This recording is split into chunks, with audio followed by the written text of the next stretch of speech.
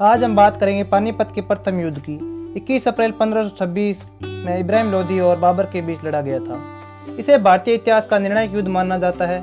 इस युद्ध ने लोदी वंश के शासनकाल को खत्म कर भारत में एक नए शासन की नींव रखी और फिर दौर शुरू होता है मुगल शासक बाबर और उसके उत्तराधिकारियों का। इब्राहिम लोदी ने जैसे ही बाबर के आने की खबर सुनी तो उसका सामना करने के लिए एक सेना आगे भेजी। इस सेना को हराकर बाबर बिना किसी रुकावट के सरसावा तक आगे बढ़ गया। यहाँ वह अपने युद्ध की तैयारी करने लगा। हालांकि अफगानों की सेना बाबर की सेना की तुलना में बहुत थी, किंतु बाबर को विश्वास था कि वह सुरक्षित घोड़सवारों, सेना और नए तोपचों की सहायता से इब्राहिम लोदी को हरा देगा। उसके तोपखाने के अफसर उस्ताद अली और मुस्तफा रूमी थे। पैदल और घुड़सवार सेना की सहायता पाकर अफगान सेना को आसानी से हरा सकते थे। इसलिए बाबर ने सबसे अधिक ध्यान तोपखानों के प्रबंधन पर दिया। 12 अप्रैल 1526 को बाबर पानीपत पहुंचा और वहां उसने अपनी सेना के लिए एक उपयुक्त स्थान ढूंढा। बहुत ही ज़्यादा उपयोगी था युद्ध की दृष्टि से वह स्थान।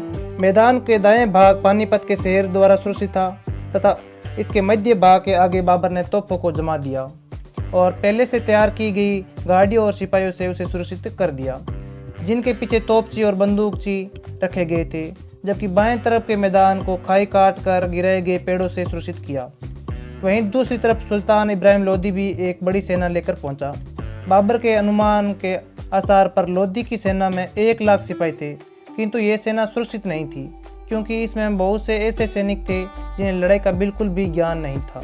सुल्तान भी अनुभवी और कुशल सैनिक संचालक नहीं था। इन कारणों से इतनी बड़ी अफगान सेना को आसानी से हराया जा सकता था। बाबर और इब्राहिम लोदी दोनों की सेना बिना युद्ध के एक दूसरे की तरफ आमने सामने खड़ी रही। तब अंत में बाबर ने युद्ध आरंभ करने का फैसला लिया।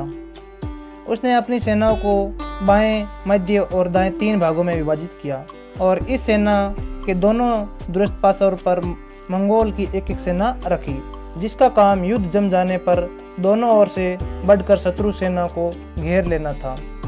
मंगोल व्यूह रचना की ये प्रसिद्ध नीति तुलगमा कहलाती है और ये विजय का प्रसिद्ध साधन मानी जाती थी। इस युद्ध में अफगान चारों तरफ से घिर गए और अफगान सेनाओं पर तीरों और गोलियों की बौछार पड़ने लगी। उस्ताद अली और मुस्तफा रूमी के सिपाहियों को गोलों की बौछार से अफगान अधिक संख्या में मारने लगे। कुछ घंटों तक उनका युद्ध जारी रहा और अफगान सेना में भगदड़ मच गई। अंत इब्राहिम लोदी की पराजय हुई और वह लड़ते हुए मारा गया।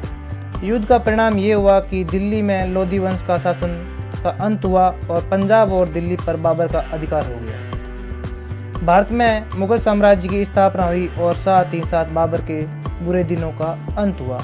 पानीपत के युद्ध से बाबर को बहुत ज़्यादा धन प्राप्त हुआ, जिसे उसने अपनी प्रजा और सैनिकों में बंटा दिया। कहा जाता है कि युद्ध जीतने के बाद बाबर ने पूरे काबुल में प्रत्येक व्यक्ति को सिक्के बांटे थे। इसके बदले में उसने कलंदर की उपाधि दी गई। इतिहास में पहली बार भारत के युद्ध में तोपखानों का प्रयोग हुआ। इससे भारत को जन धन का अत्यधिक नुकसान हुआ। इस युद्ध के बाद बाबर ने शहजादा हुमायूं को आगरा पर अधिकार करने के लिए भेजा।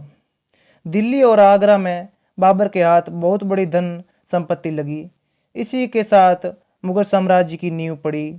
आशा करता हूँ ये ऐतिहासिक किस्सा आपको पसंद आया होगा।